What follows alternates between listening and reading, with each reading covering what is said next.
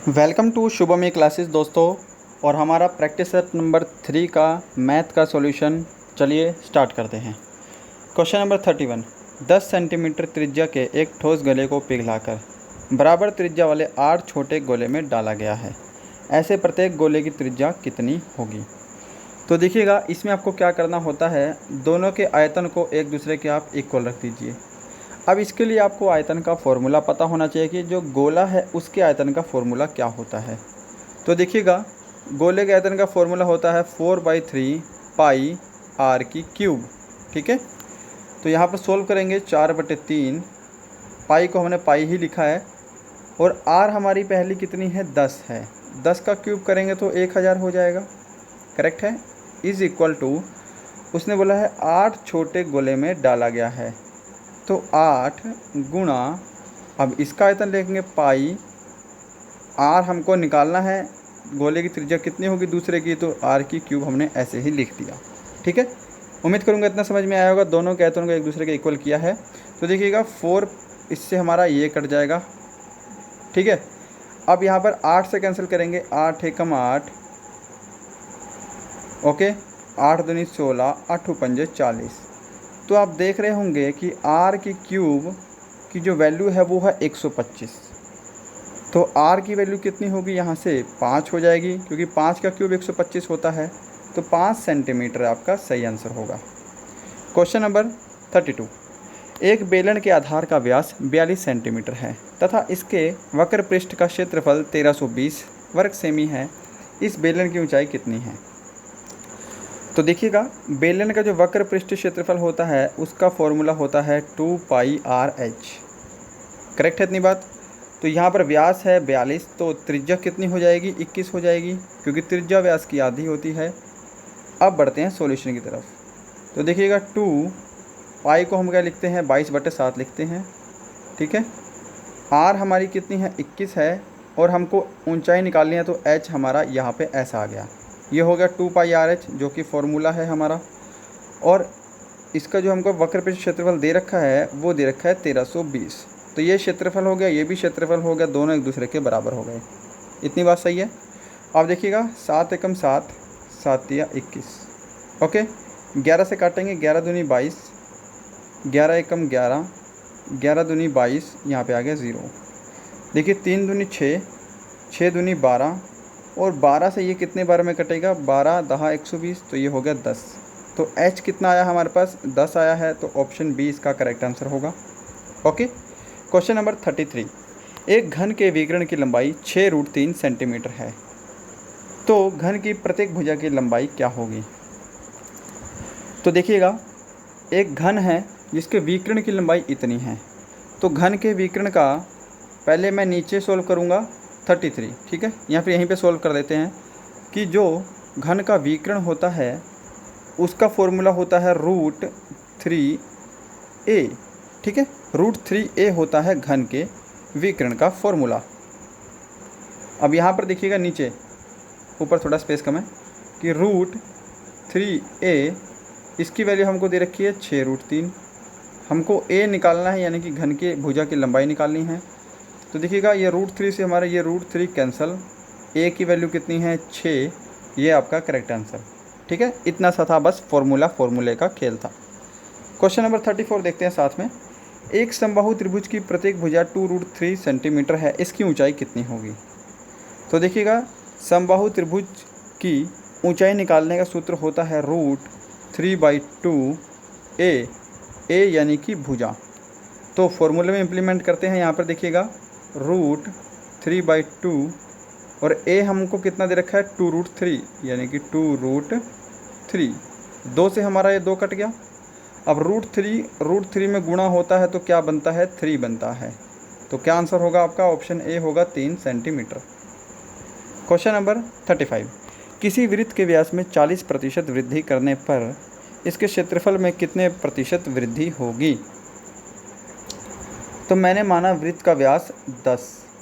ठीक है, आप वृत्त का व्यास कुछ भी मान सकते हैं। जब प्रतिशत की बात हो रही है, आप 10 मानिए, 20 मानिए, 50 मानिए, 100 मानिए, कोई भी फ़र्क नहीं पड़ेगा। ठीक है, आंसर आपका सेम आएगा। मैंने 10 इसलिए लिया है ताकि कैलकुलेशन ईजी हो जाए। अब देखिए, मैंने वृत्त का व्यास यानी कि डायगोनल मैंने माना है 10। तो वृत्त की जो त्रिज्या है r है वो कितनी हो जाएगी, 5 हो जाएगी, है ना। अब वृत्त के क्षेत्रफल क्या होता है, पाई r स्क्वेयर। r 5 है तो r का स्क्वेयर यानी कि 25।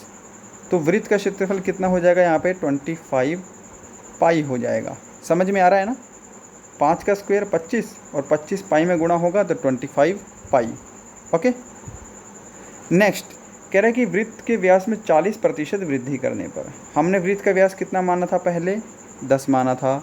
वृत्त के व्यास में यदि 40% की वृद्धि होगी तो वृत्त का व्यास कितना हो जाएगा, 14 हो जाएगा। अगर वृत्त का व्यास 14 हो गया तो फिर त्रिज्या कितनी हो जाएगी, 7 हो जाएगी। ठीक है, तो फिर पाई r स्क्वेयर यहाँ पे करेंगे हम, फिर से क्षेत्रफल निकालेंगे तो कितना होगा, 7 का स्क्वेयर 49। तो यहाँ से हमारा होगा 49 पाई। ठीक है, तो देखिएगा पहले क्षेत्रफल था 25 पाई, अब क्षेत्रफल है 49 पाई। तो कितना डिफरेंस आया है यहाँ पे, 9 में से 5 गए 4, यहाँ पे आया है डिफरेंस आपका 24 का। ठीक है, तो 24 का अंतर है, परसेंटेज आपको निकालना है, यानी कि 24 की वृद्धि हुई है 25 से, और इनटू में आप क्या करेंगे, 100 करेंगे प्रतिशत निकालने के लिए। ठीक है, 25 से कम 25, 25 चौके 100, 24 चौके 96, तो 96% जो है आपका करेक्ट आंसर होगा। क्वेश्चन नंबर 36, किसी धनराशि पर एक निश्चित दर से 2 वर्ष का साधारण ब्याज तथा चक्रवृद्धि ब्याज 900 तथा 954 है, दर ज्ञात करें। तो देखिएगा इस क्वेश्चन को हम कैसे ट्रिक के साथ करते हैं कि आपको पता है, यहाँ पे मैं लिखता हूँ फर्स्ट ईयर और यहाँ पे मैं लिख दिया सेकंड ईयर। पहले साल का साधारण ब्याज, अब देखिए 2 चीज़ें आपको पता होनी चाहिए कि जो साधारण ब्याज होता है वो हर साल सेम बढ़ता है। ठीक है, और पहले साल का साधारण ब्याज और चक्रवृद्धि ब्याज दोनों समान रहते हैं। बस ये 2 चीज़ें पता होनी चाहिए इस क्वेश्चन के लिए। ठीक है, तो देखिए 2 साल में अगर कोई साधारण ब्याज कितना है, 900 है। ठीक है, तो यानी कि साधारण ब्याज पहले साल 450 होगा और दूसरे साल भी 450 होगा, क्योंकि समान बढ़ेगा, तभी जाके ये कितना हो रहा है, 900 हो रहा है। बट चक्रवृद्धि ब्याज क्या है, पहले साल का चक्रवृद्धि ब्याज और साधारण ब्याज समान रहता है, तो ये 450 ही होगा। दूसरे साल में क्या है, 450 तो होगा ही, प्लस 54 और एक्स्ट्रा है, तभी ये कितना है, 954 है ना। इतनी चीज़ समझ में आ गई। तो आपको दर निकालनी है, तो आप क्या कीजिए, 54 जो है वो 450 का कितने प्रतिशत है, ये आपका आंसर हो जाएगा। ठीक है, अब ये आंसर आप कंफ्यूज नहीं होना, क्योंकि दर ही तो निकालनी है कि 54 जो है वो 50 से कितना बड़ा है और किस दर से बड़ा है, वही आपको निकालना है चक्रवृद्धि ब्याज। ठीक है, क्योंकि अगर आप इतना निकालेंगे तो साधारण ब्याज ही हो गया, इतना फालतू हुआ है, यानी कि इतना बड़ा है, इतना ब्याज लगा है चक्रवृद्धि। तो ये 54 450 का कितने प्रतिशत है, आपको ये निकालना है। ठीक है, तो इसको मैं रफ़ कर देता हूँ, डायरेक्ट करेंगे। अब 54 जो है 450 का कितना प्रतिशत है, इसको हमने प्रतिशत के लिए 100 लगा दिया, 0 से 0 कैंसिल, है ना। अच्छा, 5 निम 45, 5 दूनी 10, 9 से कैंसिल करेंगे, 9 छिके 54 और 6 दूनी 12, तो 12% आपका सही आंसर होगा, ऑप्शन ए। उम्मीद करूंगा सबका डाउट क्लियर हो गया होगा। 37, कितने समय में किसी धन में साधारण ब्याज 5% वार्षिक दर से 40% की वृद्धि हो जाएगी। तो देखिएगा, मान लीजिए कोई धन हमारे पास है 100, अगर उसमें 40% की वृद्धि होगी तो वो धन कितना हो जाएगा, 140 हो जाएगा। तो आपको पता है इसमें ब्याज कितना लगा है, इसमें ब्याज लगा है आपका 40। ठीक है, तो ये चीज़ें हमने यहाँ पे सेटिस्फाई कर ली। अब देखिएगा कि आपको बोला है कितने समय में, यानी कि आपको टाइम निकालना है। तो समय का फॉर्मूला क्या होता है, प्रिंसिपल वेट। समय का फॉर्मूला होता है साधारण ब्याज गुणा 100 अपॉन में होगा आपका प्रिंसिपल इनटू रेट, ये आपका समय का फॉर्मूला हो गया। तो देखिएगा इसमें हम इम्प्लीमेंट कैसे करेंगे। साधारण ब्याज हमारा कितना आया है, 40 आया है, अभी हमने सॉल्व किया है, तो 40 गुणा 100 है, तो मैंने 0 0 और लगा दी। प्रिंसिपल हमने 100 माना था, तो नीचे हमारा 100, और दर हमको कितनी दे रखी है, 5% दे रखी है, तो नीचे हमारा 5 आ गया। तो इससे हमारा क्या निकलेगा, टाइम निकल जाएगा, सीधी सी बात है। 4 से 2 0 से 2 0 कट गई, पंजू अट्ठे कितना होता है 40 होता है, तो 8 जो है वो वर्ष हमारा समय आएगा। ऑप्शन बी हमारा करेक्ट आंसर होगा। ठीक है। और देखिए साधारण ब्याज के ऊपर मैं आपको एक कंप्लीट वीडियो दे चुका हूँ, आप चाहें तो उसको देख सकते हैं। 38, एक व्यापारी के पास 1000 किलोग्राम चावल हैं। इसका कुछ भाग वह 8% लाभ पर तथा शेष भाग 18% लाभ पर बेचता है। यदि कुल मात्रा पर उसे 14% लाभ मिले तो 8% लाभ पर उसने कितने चावल बेचे। तो देखिएगा इसको हम करेंगे एलिगेशन से। आपको पता है टोटल चावल कितने हैं, 1000 किलो हैं। ठीक है, ये टोटल हैं। उसने क्या किया, कुछ भाग 8% की दर से और कुछ भाग 18% की दर से बेचा और उसको जो है कुल मात्रा में 14% का लाभ मिला। यानी कि जो ये कॉमन है 14 वो हमारा आ जाएगा बीच में। ठीक है, एलिगेशन से हम इसको सोल्व करेंगे। अब एलिगेशन क्या होता है कि ये 18 में से 14 घटेगा, यहाँ पे कितना आएगा 4 आएगा। 8 में से 14 घटेगा, यहाँ पे कितना आएगा 6 आएगा। ठीक है, इसमें हम माइनस वाला नहीं लेते हैं। तो इनको रेशो बनाएंगे, यहाँ पे कितना आएगा 2:3 आएगा। यहाँ पे किसी को कोई दिक्कत नहीं ना। ओके, तो अब देखिएगा रेशो में टोटल कितना है, 3 और 2 5 का टोटल है। यहाँ पे करता हूँ 5 का रेशो है, रेशो में टोटल है और ओवरऑल टोटल कितना है 1000 का टोटल है, तो 1000 हो गया। तो 5 एकम 5, 5 दूनी 10, 0 0, तो ये हो गया 200। आपसे पूछा है 8% लाभ पर कितने चावल बेचे, तो ये 8% है। 8% का कॉम्पोनेंट कितना है 2 है। ठीक है, तो 200 को आप क्या करेंगे 2 से गुणा कर देंगे, आपका 400 kg आंसर आ जाएगा। ठीक है, आपको बोलता 18% लाभ पर, तो आप 200 को 3 से गुणा कर देते हैं। बढ़ते हैं नेक्स्ट पे, क्वेश्चन नंबर 39। एक नाव धारा की दिशा में 8 किलोमीटर दूरी 1 घंटे में तय करती है तथा धारा के विपरीत 2 किलोमीटर दूरी 1 घंटे में तय करती है। धारा का वेग कितना है। तो देखिए धारा के वेग का फॉर्मूला होता है x - y अपॉन में 2। ठीक है, और ये x और y क्या है, ये गतियां हैं। ठीक है, स्पीड है। अब देखिए 8 किलोमीटर की दूरी है, 1 घंटे में तय कर रहा है, तो स्पीड क्या होगी 8/1 है ना। डिस्टेंस अपॉन टाइम क्या होती है, हमारा स्पीड होता है, फॉर्मूला है। तो यहाँ पे हो गया हमारा 8। ठीक है, क्या हो गया 8 आ गई हमारी पहली स्पीड। दूसरी स्पीड क्या है, 2 किलोमीटर की दूरी 1 घंटे में तय कर रहा है, तो 2 को 1 से भाग करेंगे तो 2 ही होगा।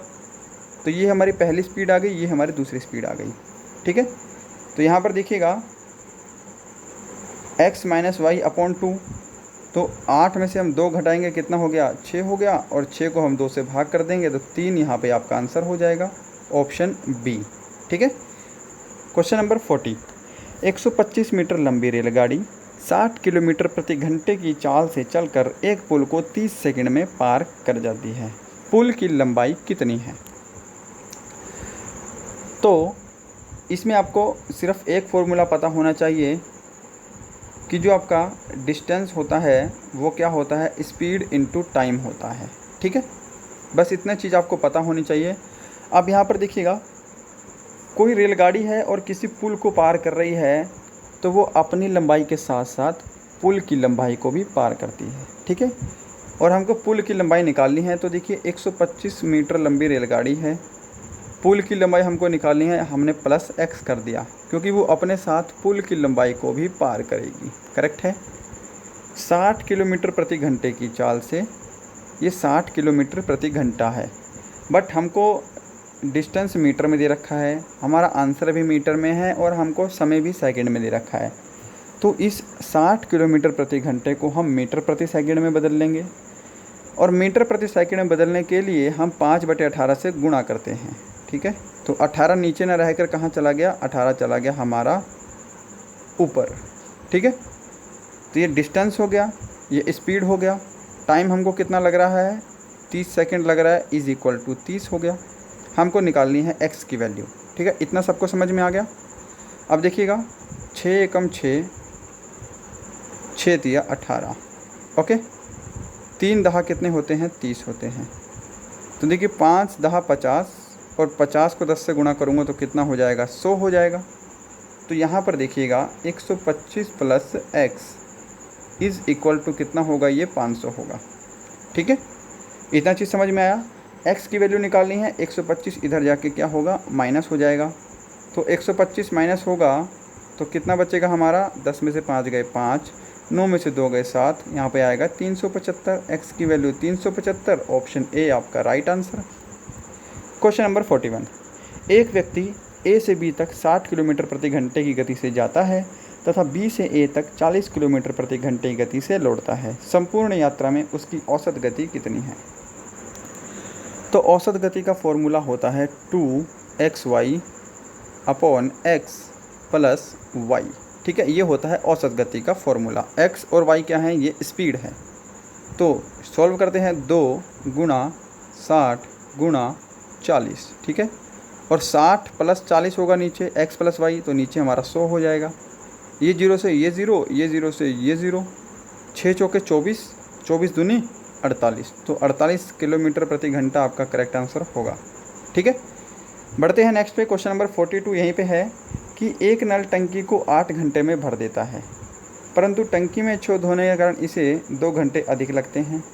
भरी टंकी को खाली करने में यह छेद कितना समय लेगा? तो मैंने मान लिया एक नल है A, ठीक है, टंकी को 8 घंटे में भर रहा है। दूसरा नल B है, टंकी में छेद होने के कारण इसको 2 घंटे अधिक लग रहे हैं, यानी कि वो 10 घंटे में भर रहा होगा। अगर उसको 8 से 2 घंटे अधिक लग रहे हैं तो 10 घंटे में भर रहा होगा। ठीक है, अब ये भर नहीं रहा, अधिक लगते हैं, यानी कि इसके अंदर छेद है, तो ये खाली करता है। ठीक है, भरने में 2 घंटे अधिक लगते हैं, यानी कि खाली करने वाला टैंक है। अच्छा, अब इनका एलसीएम ले लीजिए। इनका एलसीएम कितना हो गया, 40 हो गया। 8 पंजे 40 और 5 10 चौके 40। हमको बोला है कि भरी टंकी को खाली करने में यह छेद कितना समय लेगा। तो देखिए, ये 5 है, ये 4 है, इनका डिफरेंस कितना हो जाएगा, 1 हो जाएगा। 40 को हम क्या करेंगे, 1 से भाग करेंगे, तो 40 आपका करेक्ट आंसर होगा कि वो 40 घंटे लेगा खाली करने में। ठीक है, क्वेश्चन नंबर 43, एक सैनिक शिविर में 95 सैनिकों के लिए 200 दिन की खाद्य सामग्री थी। 5 दिन बाद 30 सैनिक दूसरे कैंप में चले गए। अब यह खाद्य सामग्री और कितने दिन के लिए पर्याप्त होगी? तो देखिएगा, टोटल सैनिक है 95 शुरू में, और खाद्य सामग्री है 200 दिन के लिए। अगर मैं 95 को 200 से गुणा कर दूं तो कितना आएगा, ये 190, और यहाँ पे 19,000 जो है वो टोटल क्वांटिटी आ गई खाद्य सामग्री। ठीक है, टोटल 19,000 यूनिट खाद्य सामग्री है। समझ में आ गया इतना आपको, कोई दिक्कत नहीं है ना?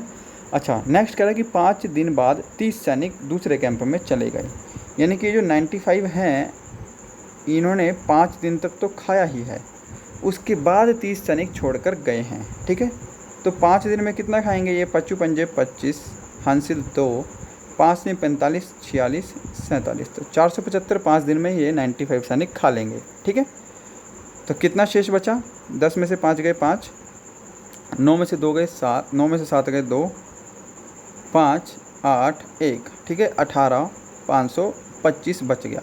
ओके, शेष हमारे पास बचा 18 525, और 30 सैनिक चले गए हैं 5 दिन बाद, तो अब सैनिक हमारे पास कितने बच गए, टोटल 65 बच गए। राइट है इतनी बात? अब 65 को आपको क्या करना है, 18 525 से भाग कर देना है, आपका यहाँ से करेक्ट आंसर आ जाएगा। ठीक है, अब इसको सोल्व करने की ज़रूरत तो नहीं है। बढ़ते हैं नेक्स्ट पे, क्वेश्चन नंबर 44। 3 संख्या क्रमशः 3 4 5 के अनुपात में है। पहली तथा तीसरी का योग दूसरी संख्या से 52 अधिक है, सबसे बड़ी संख्या क्या है? तो देखिएगा, अनुपात क्या है इनका, 3:4:5।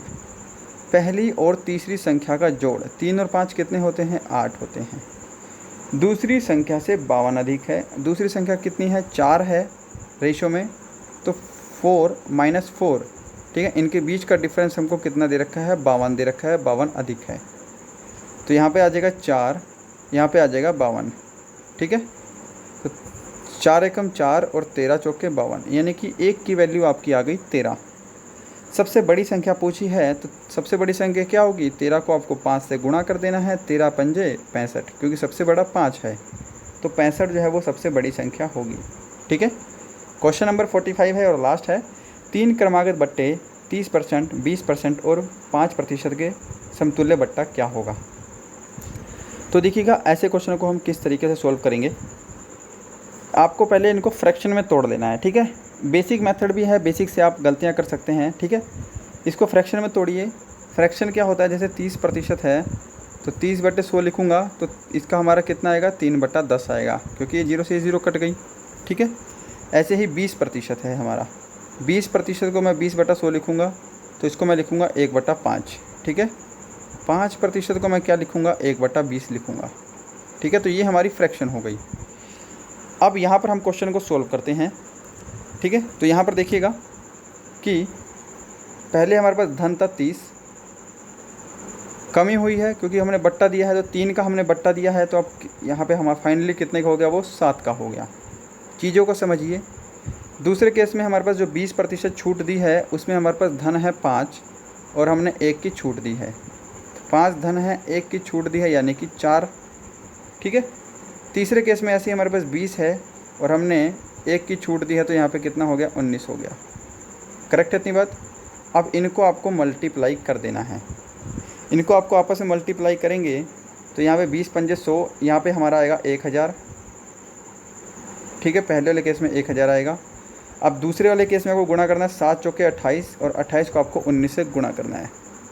तो फटाफट करते हैं 28 को 19 से गुणा, ठीक है।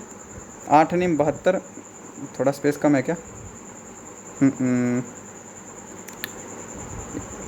स्पेस नहीं है, क्या करें।